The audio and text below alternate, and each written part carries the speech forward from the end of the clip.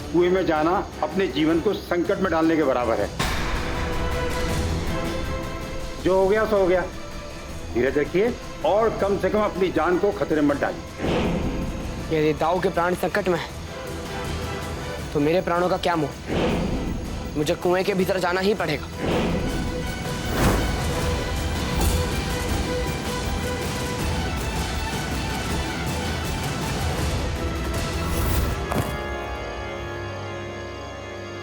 अरे ये क्या कर दिया इन्होंने? असुर उनको भी मार डालेगा। हाँ बिल्कुल मार डालेगा। दाऊ, दाऊ, दाऊ।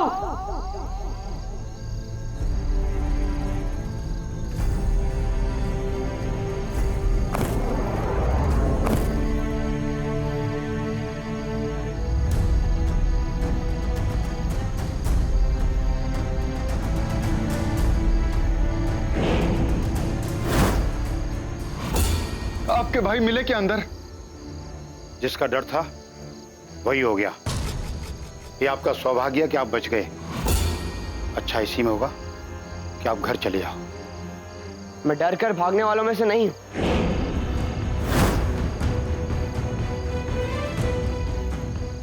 अब इस असुर की लीला तो समाप्त करके ही जाऊंगा मैं यहां से।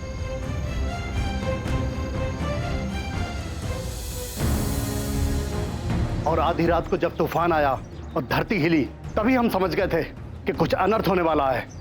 और अंत में वो धुर्तासुर बड़े भाई को लेकर चला ही गया। मैंने कहा था ना, वो असुर किसी को नहीं छोड़ेगा। वो बंजर भूमि किसी काम की नहीं है। देख लिया ना आप सबने।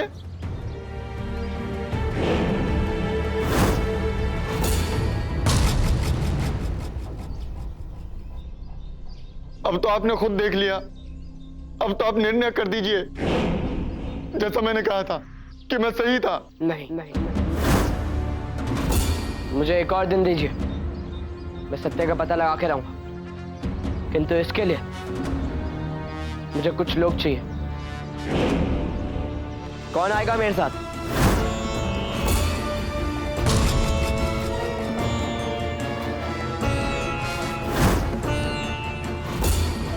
सत्य पता करने के लिए मेरी सहायता करोगे? अवश्य करूं। बताइए क्या करना? चलो मेरे साथ, सब बताता हूं।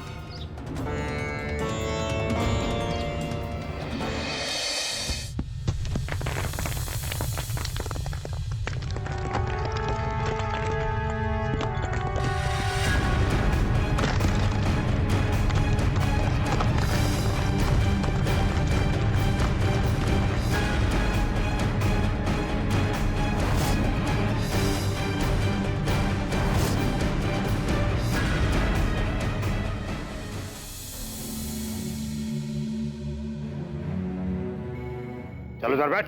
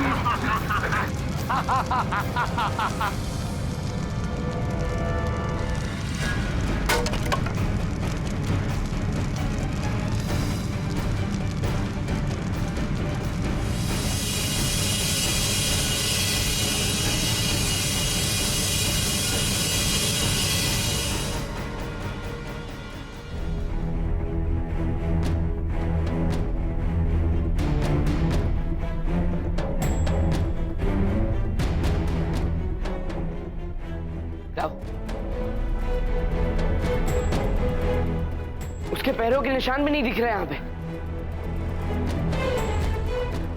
खोजते रहो कान्हा, कोई ना कोई निशानी तो जरूर मिलेगी।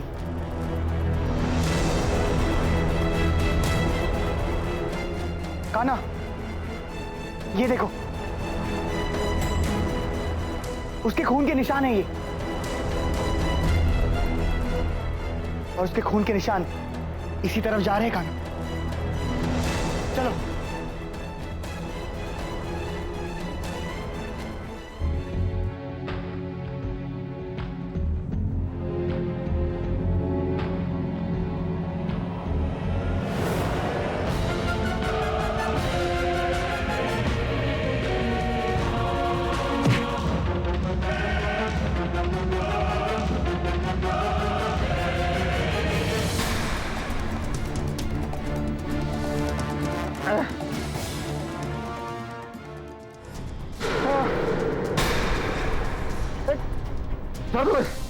मुखिया जी,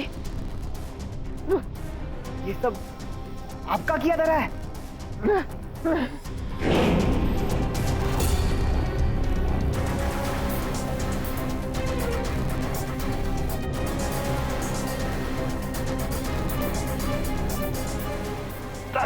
छोड़, छोड़।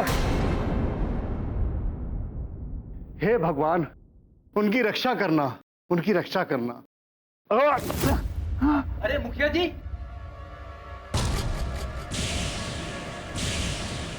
मुखिया जी, बताइए सबको सत्य क्या है?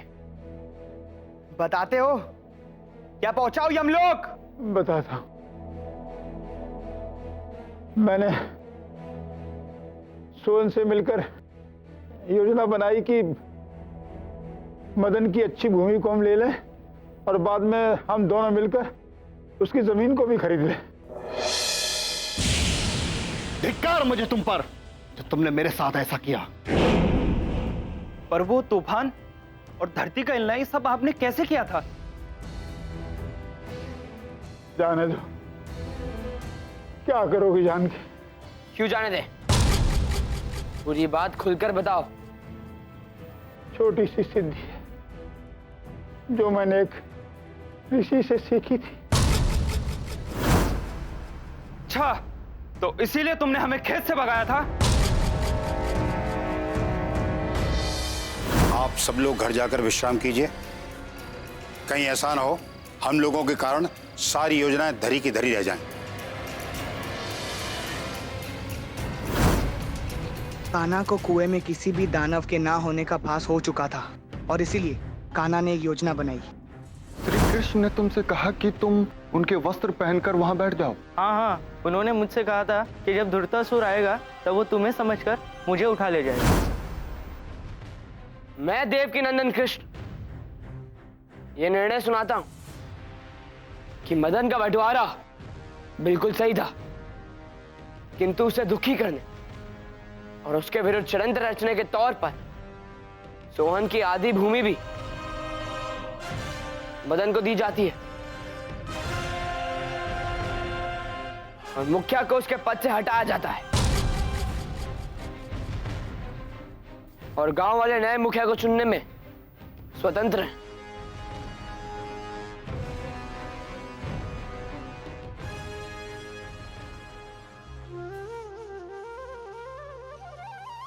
धन्यवाद सरपंच जी। उठो। लोभ सदा मनुष्य को नीचे गिराता है। दूसरों की संपत्ति देखकर लोग जलते हैं और लोभ में पड़ जाते हैं, परंतु लोभ से कभी भी कुछ प्राप्त नहीं होता।